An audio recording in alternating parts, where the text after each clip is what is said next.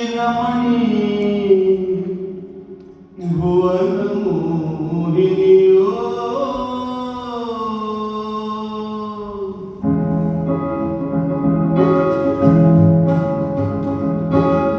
ಭುವನ ಮೋಹಿನಿಯೋ ಈ ರಮಣಿ ಭುವನ ಮೋಹಿನಿಯೋ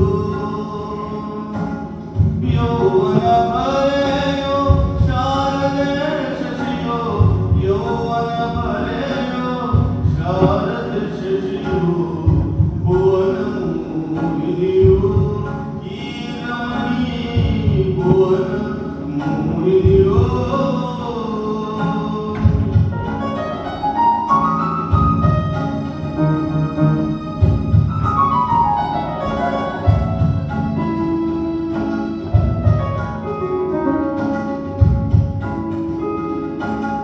ನಡೆಯುಳು ಹಂಸೆ ನುಡಿಗೋ ಮನೆಯೋ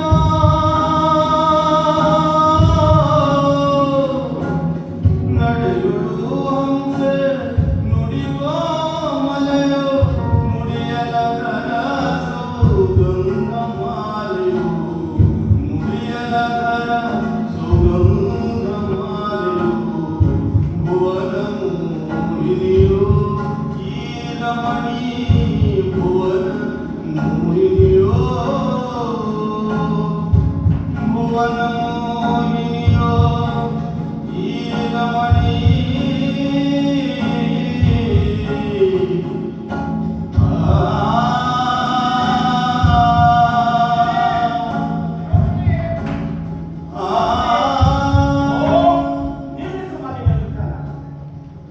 ವಿಷಯ ಗೊತ್ತಾಗಿದೆ. ಅದಾವ ವಿಶೇಷ ವಿಷಯ ಅಪ್ಪಾಜಿ. ಪಾಂಡವರು ಅರಗಿನ ಮನೆಯವರು ಸುರಿದು ಬೂದಿಯಾದರಂತೆ. ಏನು ನಿಜವೇ? ನಾ ಕಟ್ಟಿದ ಸುಂದರ ಕಲ್ಪನೆಯ ಗೋಪುರ ಹರಚಿ ಬಿದ್ದಿದೆ. ನಂಬಲಾರದು ತಂದೆಯೇ. ಮಗಳೇ, ನೀವು ಹಸ್ತಿನಾವತಿಯ ರಾಜಲಕ್ಷ್ಮಿಯಿಂದ ಅವರ ಗೌರವವನ್ನು ಪ್ರತಿಭಟಿಸಬಹುದು. ಪಾಂಡವರ ಭವಿಷ್ಯ ಅರಗಿನ ಮನೆಯವರು ಸುರಿದು ಬೂದಿಯಾದರು.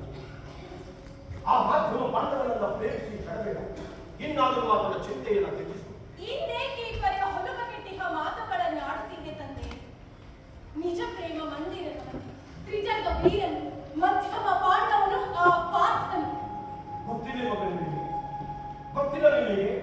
ಅಂಗನ ನೆತ್ತಿಗೆಯಿಂದ ಪಿತ್ತದಲ್ಲಿ ಸತ್ಯ ಪ್ರತಿಜ್ಞೆ ಮಾಡಿ ಕೆಟ್ಟ ದೇವನ ಒಲುಮೆಯಲ್ಲಿ ಪಡೆದಿರುವೆ. ಆ ದ್ರೋಣನ ಹುಟ್ಟಿ ಕೊಲ್ಲುವಂತಹ ಮಗನಲ್ಲ, ದುಷ್ಟ ದೂರನಲ್ಲ. ಆದ್ದರಿಂದ ನನ್ನೊಡಲ ಈ ಬುದ್ಧನು ಆ ಅರ್ಜುನನ ಹಸ್ತ ಇಳಿಸಲಾಗ ಆ ದ್ರೋಣ ಆಕ್ಷೇಪಿಸಿರುವ ಪರ್ಯಂತ ನವೋನ್ನವ ಪಾಂಚಾಲಿ ಆ ಚಿಂತೆಯು ಪಾಂಚಾಲ ಪ್ರಭುವಿಗೆ ಮುಖವೇ ಈ ಪರ್ಯ ಸುಖವನ್ನು ಪಡೆಯುತ್ತಿದೆ. ಆದ ಅವಮಾನದಲ್ಲಿ ಕಾದು ಕುಳಿತ ಎದೆಗಳಲ್ಲಿ ಕಾಣ. ಆದರೆ ರಾಜ ಹೃದಯ ಪರಿವರ್ತನೆಯೇ ಶಾಂತಿಗೆ ಹೆದ್ದಾರ. ಹೃದಯ ಪರಿವರ್ತನೆಯ ಮಾತೆಲ್ಲಿ ಮಧುಸೂದನ ಮಸಲಿಸಿದ ಮತಿಯಂತೆ ಮತಿಗೆಟ್ಟು ಮಾತಾಡುತ್ತಿದ್ದಳು ಪಾಂಚಾಲಿ. ಹೌದು. ಏನದು ಪಾಂಚಾಲಿ? ಓ ಋಷಿಕೇಶಿ, ಬಿಚ್ಚು ಮಾತುಗಳಲ್ಲಿ ಹೇಳುವೆ ಯುರಾನಿ. ಈ ಪಾಂಚಾಲಿಯ ಜೀವನ ಚಾರುಣ್ಯಗಳು ಆ ಪಾರ್ಥರಾಯಣ ಒಲುಮೆಯ ಮೋಕ್ಷವಾಗಿ ನಿಲ್ಲುವುದೇನಗೆ? ಪಿತೃ ಪ್ರೇಮವೇ ಸಿಡಿದಂತೆ ನಾನಿದನ್ನು ಸಹಿಸುವೇನೆ ನಡುತ್ತವರೆ. ಸಹಿಸಲ ಸಾಧ್ಯ. ನೀ ನರಿಯಲಾರೆಯ ಆ ದ್ರೋಣ ನನ್ನ ಕಡು ವೈರಿ ಎಂಬುದನ್ನ. ರಾಜ, ದ್ರೋಣ ನಿಮ್ಮ ವೈರಿಯಾದರು, ಅರ್ಜುನ ನಿಮ್ಮ ವೈರಿಯಾದವಲ್ಲ. ಆದರೆ ತನ್ನ ಗುರು ದ್ರೋಣನನ್ನು ನೆಲ್ಲಿ ಕುಲಾಭಿಮಾನ ಚಿಮ್ಮಿ ನನಗೆ ಗೇಡು ಮಾಡಿದರು. ನನ್ನ ತನ್ನ ಗುರುವಿನ ಮಂಚದ ಕಾಲಿಗೆ ಕಟ್ಟಿ ಆ ಅರ್ಜುನ. ಅಬ್ಬಾ, ಎಂದು ದ್ರೋಹ ಮಾಡಿದ ನಾ ಪಾರ್ಥ ಕುಲಾಭಿಮಾನ ಕಳಚಿ ಶಾಂತಂ ಪಾಪಂ ಶಾಂತಂ ಪಾಪಂ. ಈ ನಾಟಕವನ್ನು ಚೆನ್ನಾಗಿ ಕಳೆ ಕಟ್ಟುವಂತೆ ತರಬೇಕು. ಏನು ಆಲೋಚಿಸುತ್ತಿರುವ ವೇಣುಗೋಪಾಲನೆ? ಓ, ಹಾಗಾದರೆ ಇದೆ ಏನು? ತಂದೆಗೂ ಮಗಳಿಗೂ ನಡೆದ ವಾದದ ಮೂಲ ನೇರ ಕುತೂಹಲವೆನ್ನುವಂತೆ ರಾಜನು ಅರಗಿನ ಮನೆಯ ಸುಟ್ಟಿದ್ದ ಸುದ್ದಿ ಎದ್ದಿದೆ. ವಾದಕ್ಕೆ ಎಡೆಯೇ ಇಲ್ಲ. ಕೃಷ್ಣದೇವ ಪಾಂಡವರ ಅಳಿವಿದೆ ದಿಟವ